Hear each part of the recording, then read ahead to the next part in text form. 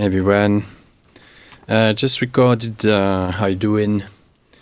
Welcome back, dreamers, travelers, wherever you are, welcome.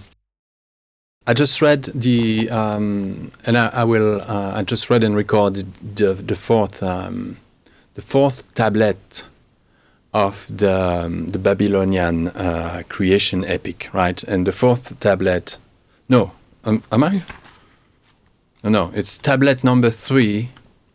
I just read tablet number 3 and recorded tablet number 3 of the flood myth, right? The Great Flood myth, titled Atrahasis. It's the name of the equivalent of Noah, right? Well, in fact, Noah is the equivalent of Atrahasis. You know what I mean? I mean, chronologically speaking, Atrahasis was the archetype, the inspiration, the myth that originated the biblical version of it. And I think it would be nice if another day I did read and record for you the Noah bit in the Bible, right? So this is a translation. It's the Enuma Elish, right? It's the Babylonian. It's the tablets, right? The cuneiform stuff, translated in actual, English, by Timothy J. Stephany. Now, why did I want to communicate, share that with you? Am I recording? Yeah, I'm recording. Yeah, but on a different. Oh shit! Yeah, it's gonna. I didn't even. I just my voice going to go down a bit. I was in the red. You were in the red, Eddie. So, why share that? What does it have to do with Mon?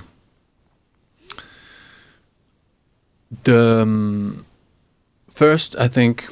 The basic power, the charge, the load, the charge loaded in that message, right? That, well, not everything was a message addressed to future generation, but in fact the third tablet of the Atrahasis is explicitly a message to us, to the future generations. You'll see. If you hear that through to the end, it's pretty mind blowing. It's shockingly it's touching, right? Trafi, jak mówią po polsku.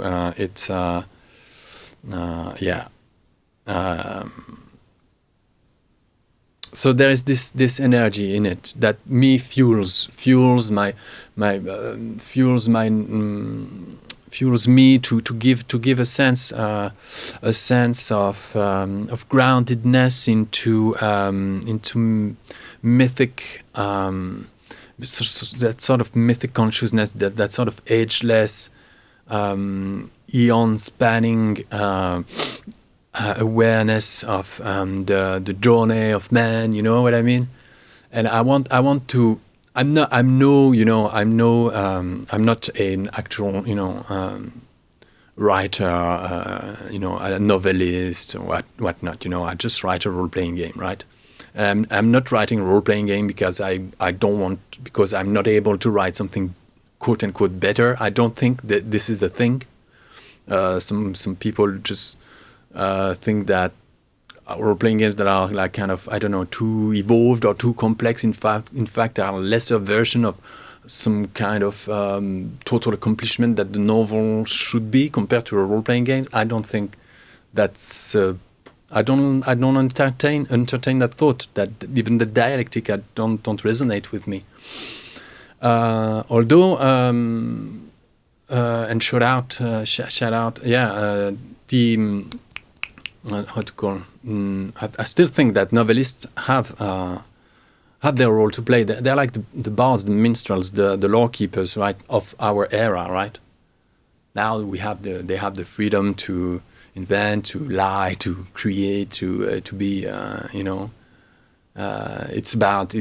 can be about them, it can be about a banana on the floor, and not anything but God, right?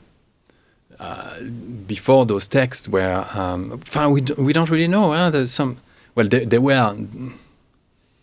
Everything in the days was back in the days. I mean, like antiquity and prehistory. Everything was religious, right?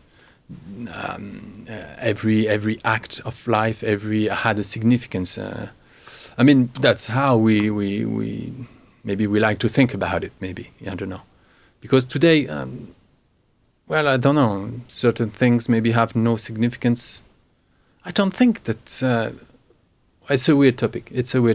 Anyway, I want that kind of energy to vibrate, to resonate within in the book, in Mon RPG. I want that role playing game with the mechanic of devotion, right? You have a road and a drive. You have the group focus and discord. Burden and charge, and being burdened and being laden and being disordered, and so these tensions were even at the third scene scale. I'll detail that someday more. At the fourth scene scale, the Titanic one, your stats are gone, and you roll basically your devotion. You roll your road and your drive are your actual skills and stats, skills and base attributes, and your HP, right? It becomes that thing that depletes, like in the Spirits of Forbidden Lands or Numenera, where the energy, the force, the strength you have, you can spend, is also your health bar, So you have to sort of like, anyway. So that's devotion. I've articulated 36 archetypes, right? 6 roads times 6 drives. It's 36 archetypes, 36 different warrior brutes, 36 different warrior defender, 36 different, etc., etc. And there is 29 species, so it's about 1960 something. I don't have the number here, but I think about, that's it. About 1900 playable combinations, right? Without even addressing, taking into consideration base attributes and skills, right, and talents. Just the bare structure of your character, the base attribute. No, not even with that. Just devotion and your archetype basically, and your class, subclass. Species and ancestry, right? So there will be, so we are playtesting that. That's the other news. Always jumping from. The other news is that we started playtesting in the role-playing game club that I'm running in the town nearby in Ballinrobe, West Island, County Mayo, with 15, 16 years olds. They're my people. It's just so good. So good, and we spent 2 sessions so far, but I introduced them to some of the basics without even going. It's just too big, and me, I'm trying to keep things focused so I can sort of like have feedback, early feedback on certain details, of character creation mainly at this point. So far 2 sessions on character creation, getting our heads around the basic Amayan, the human cultures Amayan, and basic ancestry modifiers like skill modifiers and stuff, basic dice roll, how the basic mechanic works. So I was very concerned about that, of course. No, but this is not a dev's diary. Oh, I'm sorry, I have to cut. No, this is not a dev's diary. This is a read-along thingy. This is a read-along thingy. I'll do a special one. Wrong. I'll do a special one on that. Just to say, the playtests have started. and it's exciting. Yeah. So because of devotion and road and drive and the charge I want to put, the electricity I want to input in that book. So that's why I read that kind of stuff. I did present my reading list in a previous read along episode. Now the flood myth is it's hardcore mythology, right? It's really like it's the scope, quoi. It's planetary stuff, and it's a great little read. It's 26 minutes and a half, and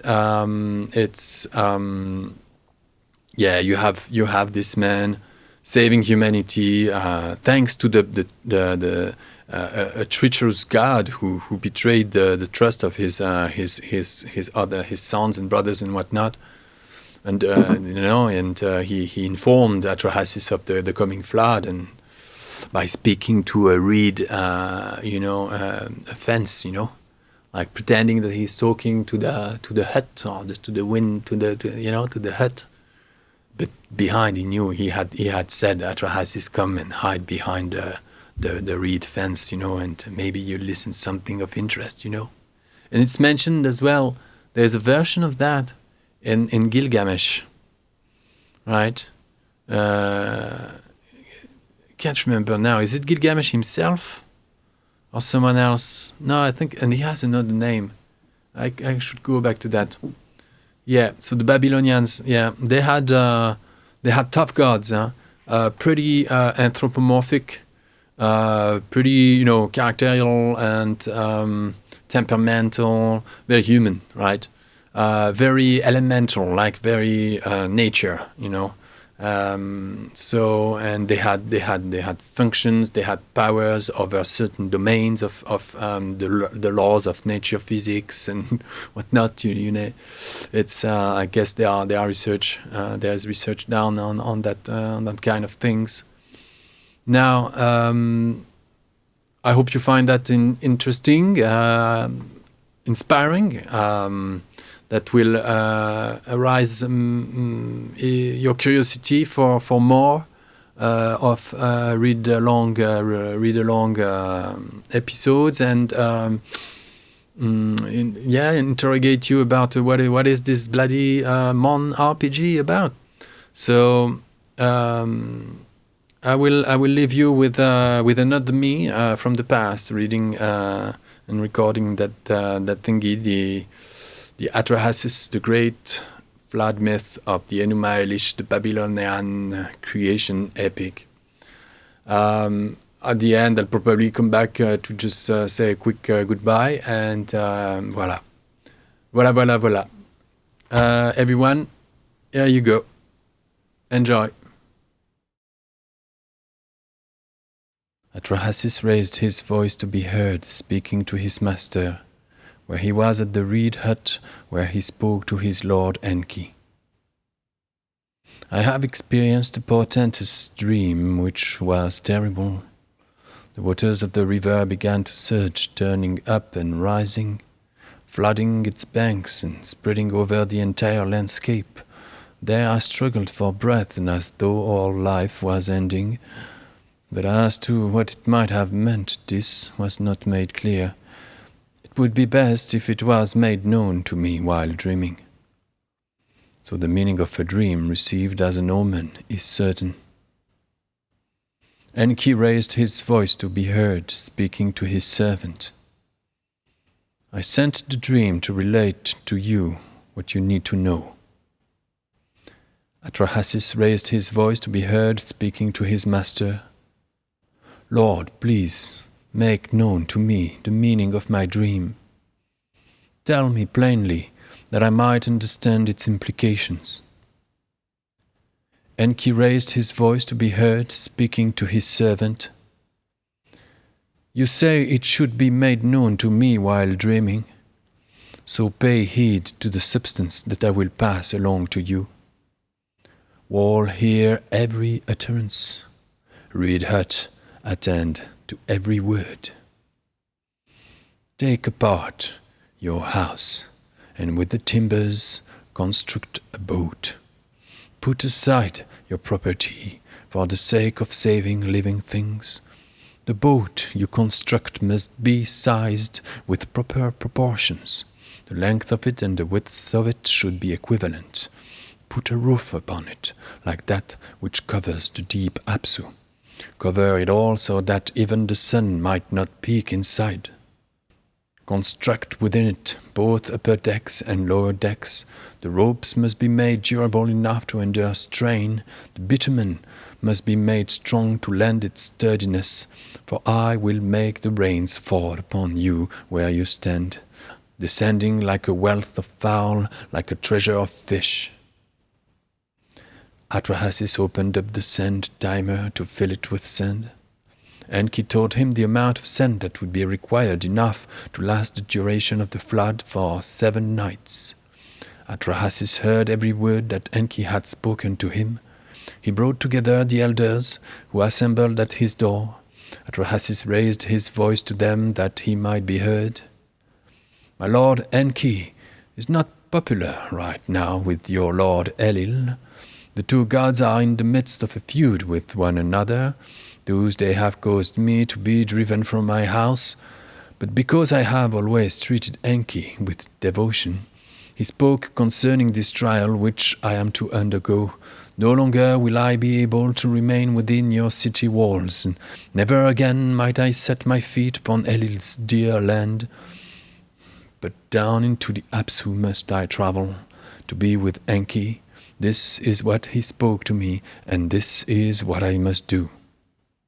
If I do this, then he will make it rain abundantly for you. He will send down a wealth of fowl and a treasure of fish. He will shower a downpour in prosperity, a cornucopia. In the morning it will spread over you like thick syrup. In the evening you will drown in an abundance of heaps. Thus, when the first sign of dawn appeared the next day, the elders assembled together the entire people there. The carpenter with his axe, the reed worker with his stone, the young children came with the stocks of bitumen, the poor folks fetched everything else that was required. On the 5th day he was able to lay out the frame's form. It spanned over the area of an acre, with walls 10 poles high. Then he designed its form, drew out the plan for her decks. To feed the workmen every week he slaughtered an ox. To feed them every day he slaughtered a fine fat sheep, giving them ale and beer as if there were no tomorrow, pouring out oil and wine to the workers as if it were water. Every day was like the feast at the New Year's Day festival. When the sun appeared on the final day he gave them balm. By the time the sun had set that day, the boat was complete. Everything that inhabited the meadows he had brought in.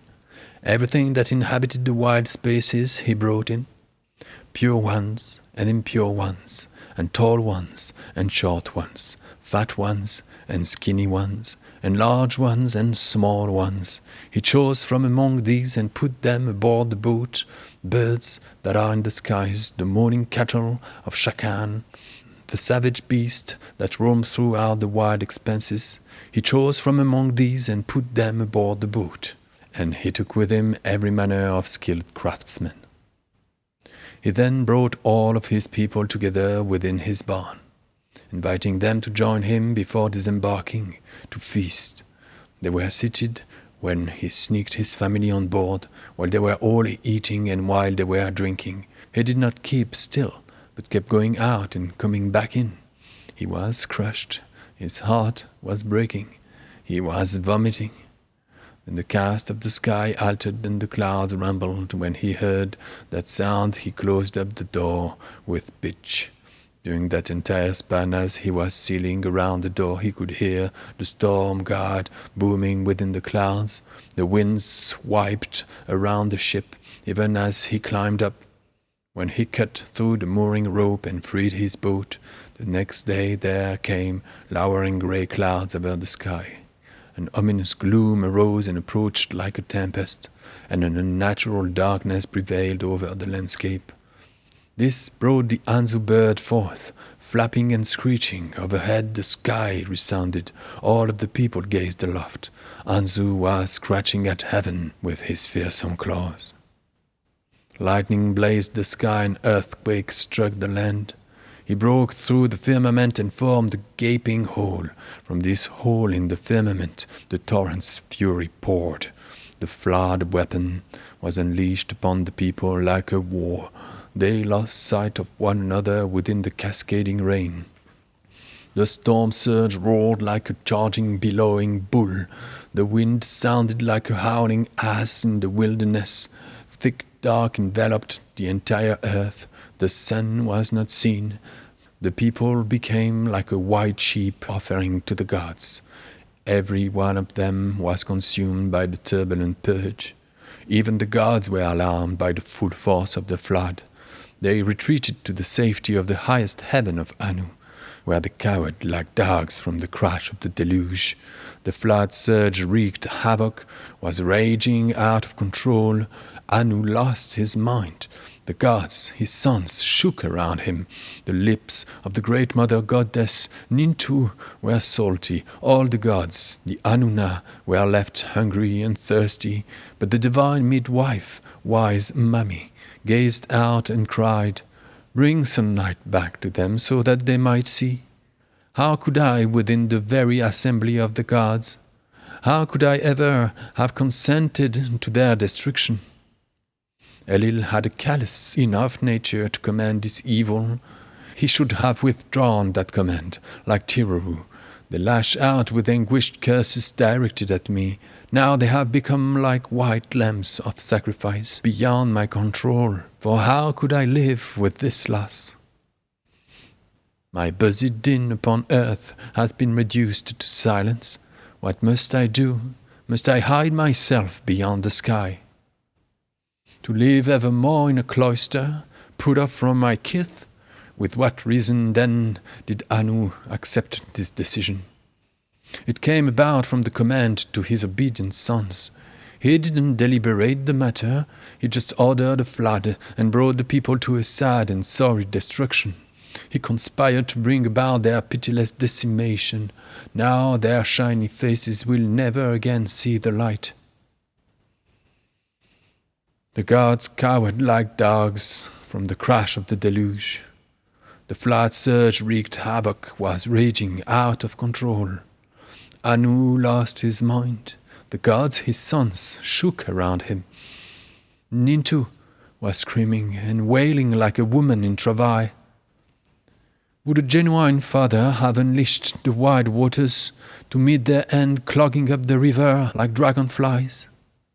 Their bodies wash upon the banks like overturned boats. They bubble like a raft abandoned in the wilderness. I have seen them there. I have wept over their corpses.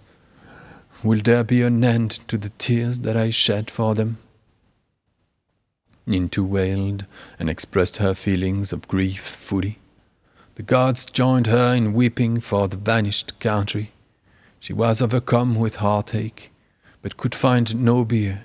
The same spot where she wept, so the great gods did too, managing in their speech only the sound of bleating sheep, parched with thirst.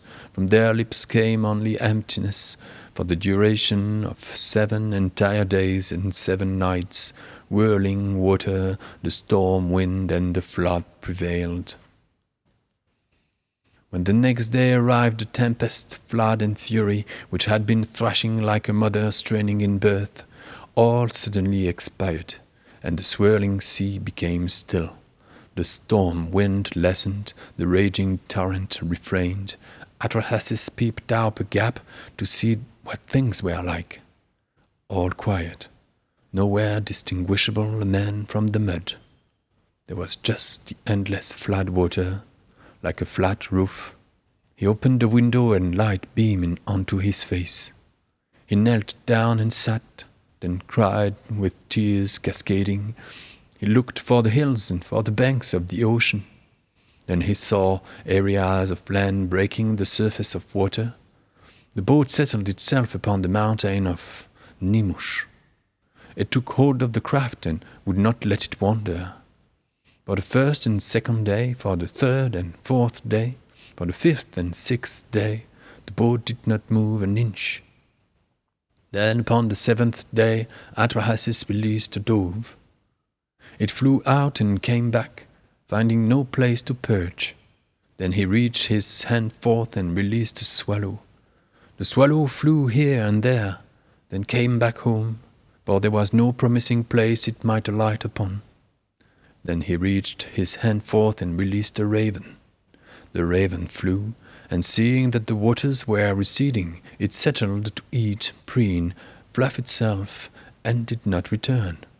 He sent out everything in all directions and sacrificed, setting down the ritual offering on the mountain peak, setting out the jars in 7 columns and in 7 rows, and into them he poured the oils of reed, pine, and myrtle.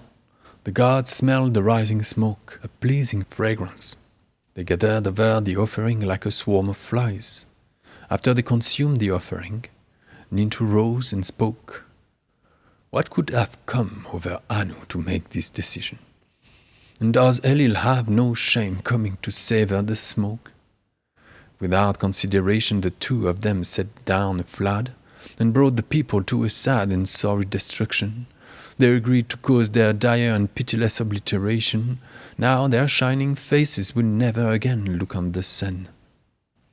She approached the great flies which Anu had fashioned. From now on, man's burden will be a burden which I share. From now, his fate will no longer be separated from my own. He must now save me from any harm by offering sacrifice. And so let me rise every day in the morning for his sake. Recognize, O gods, that I will never forget this calamity. May these big flies become lapis lazuli upon my necklace.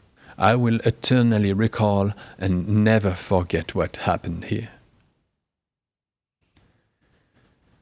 Then Elil, the warrior, caught his first sight of the cargo boat, and he was stomping mad from his elevated ire at the Igigi. Every one of us, of the great Anunna, swore to carry this out. We agreed there was not be one thing left alive on earth. So how is it that any man was able to survive this disaster? Anu raised his voice to be heard, speaking to the warrior Elil. There are none among the gods but Enki who would do so. He made it so the reed had betrayed our plans beforehand. Enki raised his voice to be heard, speaking to the high gods.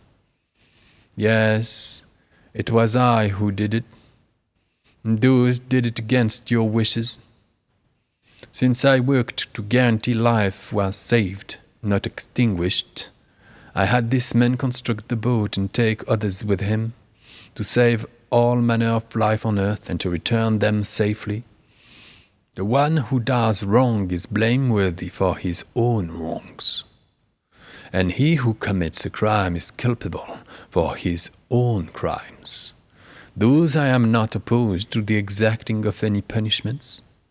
Rather, if any man acts contrarily to your commandments, then by all means exact due punishment to the offender, or against anyone else who contravenes your holy statutes.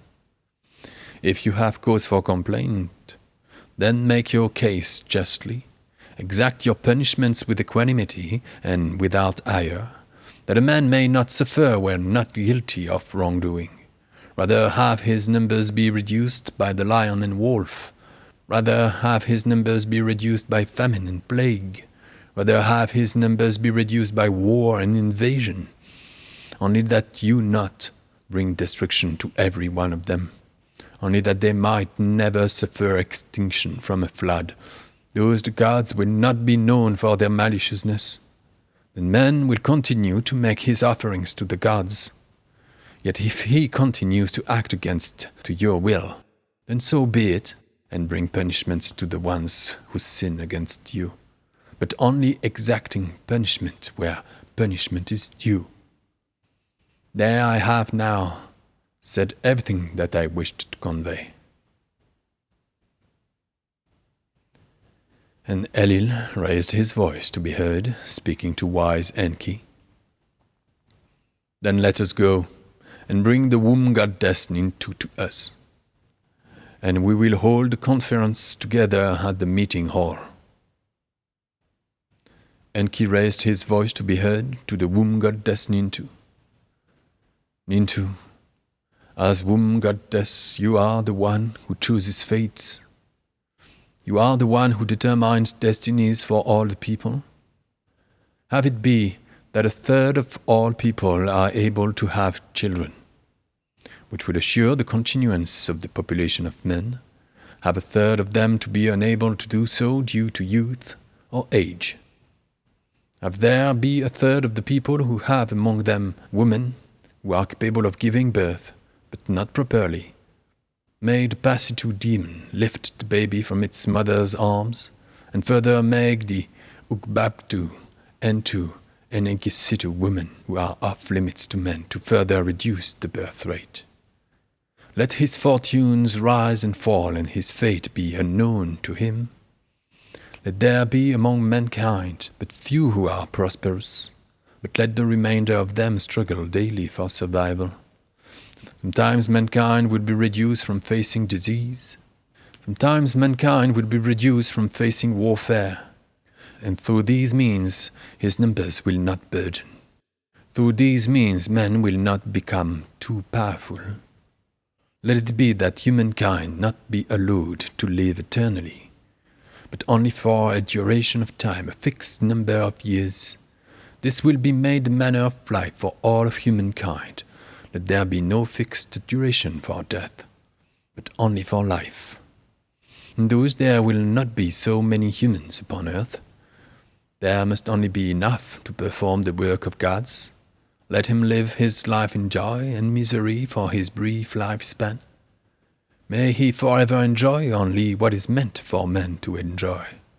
Therefore let him have a full stomach, live in mirth daily, plan delights for himself, celebrating both night and day, dress in fine clothing, bathe himself, and remain unsoiled. Let him be pleased by the product of his accomplishments. Let him be honored by the excellent quality of his children. Let him be content with the company of a well-bred wife, and let him find comfort from his work in his later years, before he reaches his endless rest when life reaches its end. These alone are the things a mortal man might strive for. May he live a life filled with righteousness like Atrahasis, to serve the gods, honor his parents, and aid his people, showing due regards to both equanimity and faithfulness. Such are the things which must determine his business.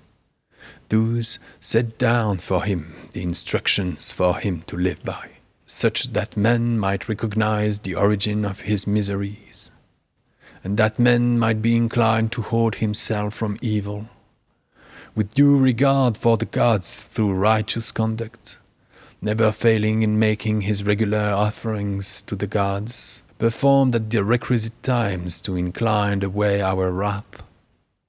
Those have them be recorded for all time to bear witness, so that it be written for future generations to understand under what circumstances we brought on the great flood, while a man among them was able to survive this disaster. You are the God's adviser. I obeyed you in making discord, so have the Igigi give ear to his song, meant to honor you, that there might always be a testimony to your greatness. So I will chant the account of the flood to everyone here. It's me again. I hope you enjoyed that little read-along episode of the Atrahasis, the Babylonian flood myth. as much as I have. This is really a piece that shocked me. Like I wasn't expected something so direct, so human, and humane. Eventually, even though they set a list of laws.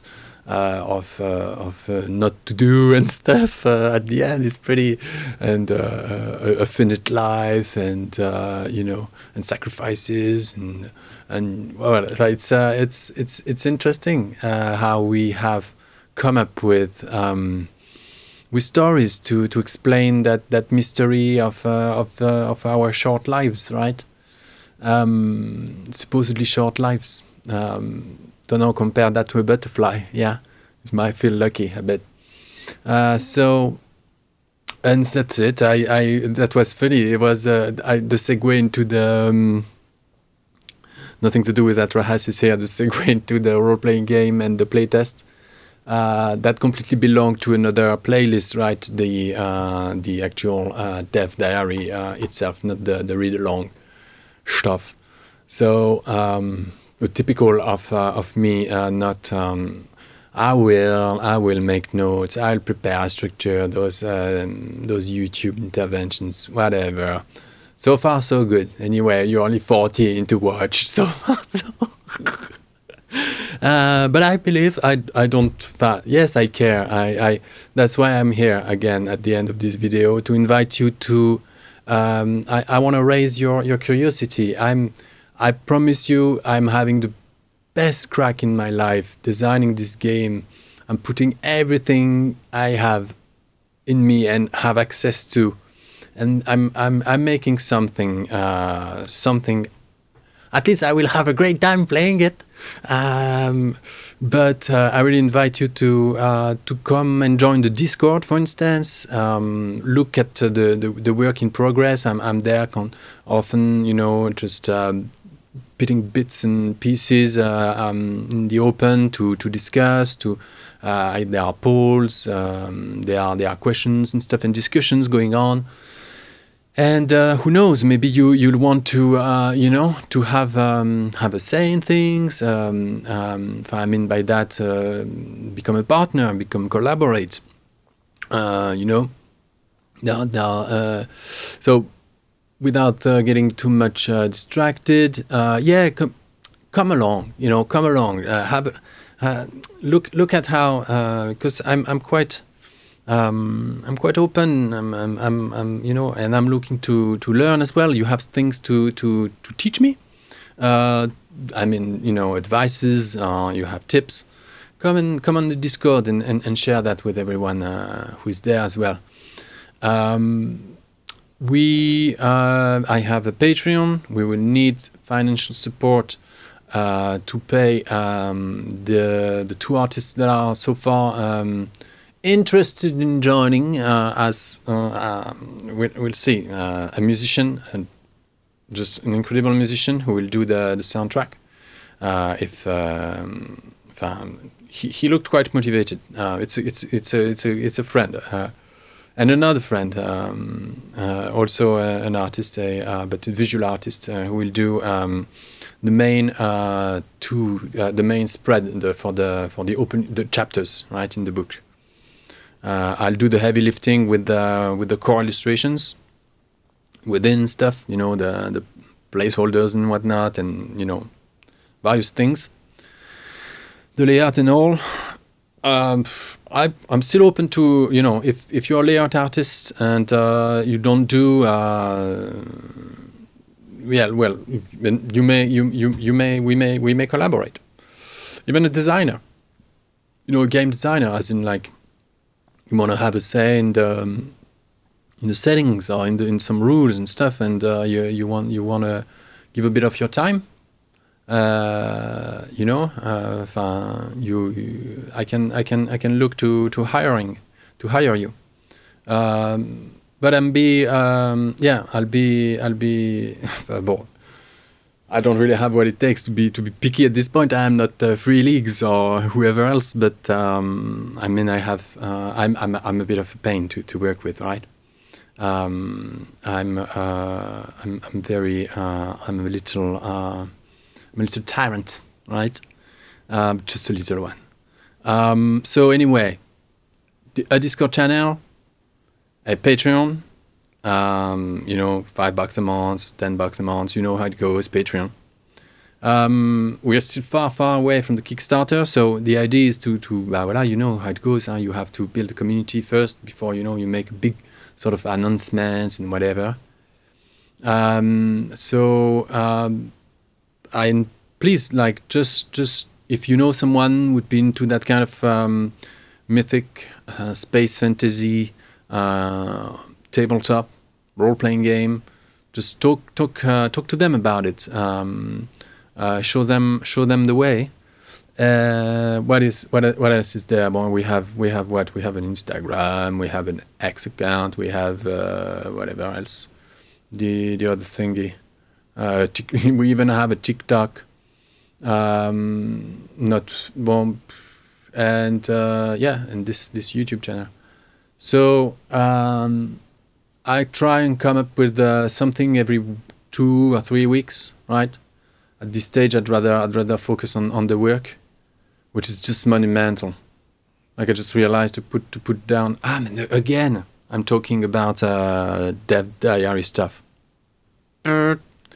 Stop it. Now I'll let you go. Thank you so much. Click the like, the subscribe if you want, if you like, and see you in the next one. Thank you so much for watching, my dear listeners, my dear dreamers, travelers. I wish you all the best, and see you soon.